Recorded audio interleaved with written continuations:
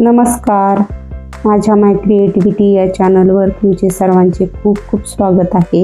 आज मी तुम्हाला ओल्या बोंबील माशापासून कुरकुरीत असे बोंबील फ्राय करून दाखवणार आहे।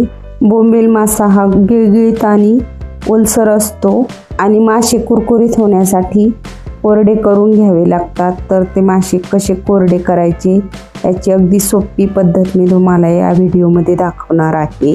त्यासाठी व्हिडिओ शेवटपर्यंत नक्की बघा आणि माझ्या चॅनलला तुम्ही अजून सबस्क्राइब केला नसेल तर जरूर सबस्क्राइब करा आणि माझे व्हिडिओ तुम्हाला आवडत असतील तर माझ्या चॅनलला अवश्य लाईक, शेअर आणि सबस्क्राइब करा। एक व्हिडिओ करण्यासाठी खूप मेहनत घ्यावी लागते, त्यामुळे जरूर तुम्ही माझ्या व्हिडिओला आणि माझ्या चॅनलला सपोर्ट करा। चला तर मग वेळ न घालवता रेसिपीला सुरुवात करूया। मी इथे 1/2 किलो ओले बोंबील घेतलेले आहेत। बघू शकता असे मध्यम साईजचे ओले बोंबील घेतलेले आहेत। त्यामध्ये अशी थोडीफार घाण असेल ती अशी हाताने काढून घ्यायची आहे आणि बाजूला असलेले माशांचे पंख सुद्धा हाताने काढून टाकायचे आहेत। बोंबील मासा हा खूपच नाजूक असतो, त्यामुळे हाताने सुद्धा हे पंख तुटतात। बघू शकता आता या पद्धतीने तोडून घ्यायचं आहे।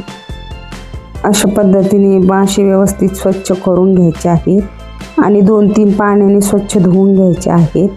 आता मी हे मासे स्वच्छ धुवून घेते। मासे मी स्वच्छ धुवून घेतलेले आहेत। आता या माशांना मीठ लावून घ्यायचं आहे। आता मी इथे अर्धा चमचा मीठ यामध्ये घातलेलं आहे। अर्धा छोटा चमचा हळद घालायची आहे आणि आता हाताने व्यवस्थित मिक्स करून घ्यायचं आहे। अगदी चांगलं चोळून लावायचं आहे। बघू शकता हळद आणि मीठ माशांना मी व्यवस्थित चोळून लावलेलं आहे। आता मी इथे एक पोहे भिजवायचा चाळणा घेतलेला आहे आणि त्यावर एक कॉटनचा कपडा ठेवलेला आहे। आता त्याच्यावर हे मासे ठेवूया। मीठ आणि हळद लावल्यामुळे त्याला आणखी पाणी सुटतं आणि हळद आणि मीठ सुद्धा व्यवस्थित त्यामध्ये मुरतं। आणि आता हा कपडा व्यवस्थित गुंडाळून घेऊया। अशा पद्धतीने गुंडाळून घ्यायचा आहे। मी इथे एका मोकळ्या भांड्यावर ही चाळणी ठेवलेली आहे आणि आता त्याच्यावर एक प्लेट ठेवूया आणि त्याच्यावर जड वस्तू काहीतरी ठेवायचं आहे। मी इथे याच्यावर एक वरवंटा ठेवणार आहे।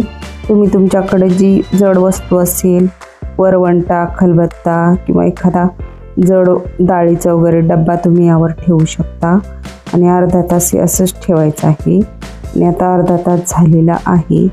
मासे अगदी कोरडे झालेले आहेत। ही पद्धत तुम्ही नक्कीच वापरून बघा, मासे अगदी कुरकुरीत छान होतात। बघू शकता मासे अगदी कोरडे झालेले आहेत। आता आपण हे एका प्लेटमध्ये काढून घेऊया। मासे कुरकुरीत होण्यासाठी मी अगदी साधा सोपा मसाला करणार आहे।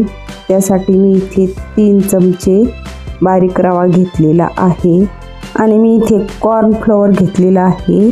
आता यामधले 1 चमचा कॉर्नफ्लोअर मी यामध्ये घालते आहे। तुमच्याकडे कॉर्नफ्लोअर नसेल तर तुम्ही तांदळाचं पीठ देखील वापरू शकता। आणि आता यामध्ये 2 चमचे बेसन टाकूया। अगदी थोडीशी हळद टाकूया, कारण माशांना सुद्धा मी हळद लावून घेतलेली आहे। 1 चमचा काश्मीरी लाल मिरची पावडर आणि 1.5 चमचा घरगुती मसाला पावडर। मसाल्यांचं प्रमाण तुम्ही तुमच्या आवडीनुसार कमी जास्त करू शकता। चवीनुसार मीठ घालूया। मीठ घालताना थोडंसं कमीच घालायचं आहे, कारण माशांना सुद्धा मीठ लावून घेतलेलं आहे। आणि आता हाताने व्यवस्थित मिक्स करून घेऊया। कुठल्याही प्रकारचं वाटण घाटण न करता अगदी साधा सोपा मसाला मी तयार करून घेतलेला आहे। मासे फ्राय करण्यासाठी मी इथे एक जाडबुडाचा ॲल्युमिनियमचा तवा घेतलेला आहे। तुम्ही नॉनस्टिक फ्राय पॅनचा वापर सुद्धा करू शकता। आता याच्यावर थोडंसं तेल पसरवून घेऊया। उलटण्याने असं सगळीकडे तेल पसरवून घेऊया। आता हे मसाला आपण असं ताटामध्ये पसरवून घेऊया आणि आता या मसाल्यामध्ये मासा घालून असा हाताने चांगला मसाला लावून घेऊया। चांगला त्यामध्ये मासा घोळवून घ्यायचा आहे। ज्यावेळेस आपण तळायला टाकणार आहोत त्यावेळेसच हा मसाला लावायचा आहे आणि अशा पद्धतीने एक मासा घोळवून तेलावर फ्राय करायला टाकायचा आहे। आता एक मासा मी मसाल्यामध्ये घोळून घेतलेला आहे आणि आता दुसरा मासा मी त्याच पद्धतीने असा यामध्ये घोळून टाकणार आहे। बघू शकता मसाल्यामध्ये सर्व मासे मी घोळून फ्राय करायला टाकलेले आहे। आता आपण याच्यावर वरच्या बाजूने सुद्धा थोडंसं तेल सोडून घेऊया, त्यामुळे मासे छान कुरकुरीत होतात। आता हे मासे न हलवता खालची बाजू थोडीशी कडक होईपर्यंत असंच राहून द्यायचं आहे। आता 2-3 मिनिटानंतर आपण अशा पद्धतीने हे मासे पलटवून घेऊया। गॅसची फ्लेम मी कमी आणि मिडियमच्या मध्येच ठेवलेली होती। मासे अगदी लगेचच पलटवायचे नाही आहेत, कारण ते खूप मऊ आणि नाजूक असतात, त्यामुळे खालची बाजू थोडीशी कडक झाल्यानंतरच पलटवून घ्यायचं आहे।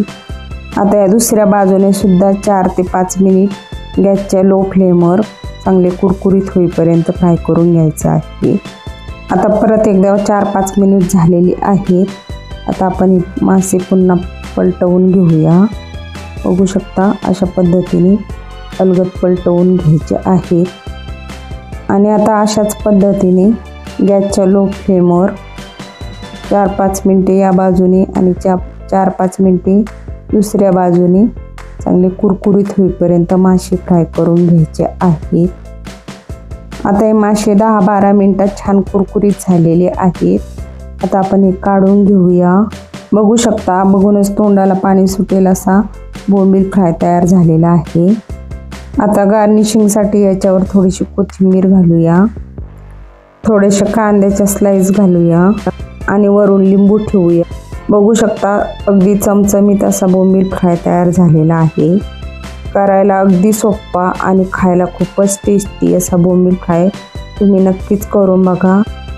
तुम्हाला माझी ही रेसिपी कशी वाटली ते मला कमेंटद्वारे जरूर कळवा आणि माझ्या रेसिपी तुम्हाला आवडत असतील तर माझ्या चॅनलला लाईक, शेअर आणि सबस्क्राईब करायला विसरू नका। धन्यवाद।